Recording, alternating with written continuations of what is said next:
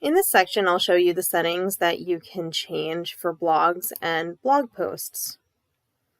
So go up to the menu and select blogs.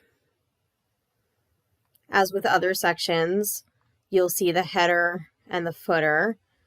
This is the same throughout your site, so once it's set up the way you want them, leave them alone. So you want to go into blog pages, and this is my blog page here. I have the name of the blog. I have a filter, so these are tags that I've added to individual posts, so that if a customer only wants to see articles about accessories, the page refreshes and that's all I see. Let's go back to all topics. Click blog pages. The first setting you can adjust is whether you want things in a list or a grid format.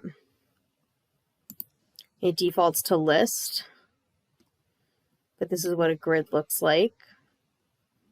I only have 3 sample posts set up. If you have more, they'll stack underneath and fill the page.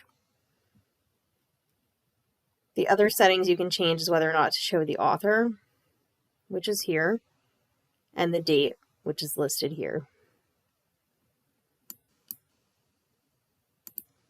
So if I toggle those off, all you'll see is the blog image, the title of the post, an excerpt to give the customer a preview, and any tags that you have assigned to it, and a read more button, which will open the full post in the same window.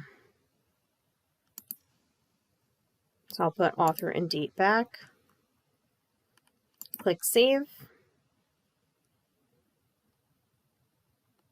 Preview on mobile. And as with other sections of the site, mobile will stack.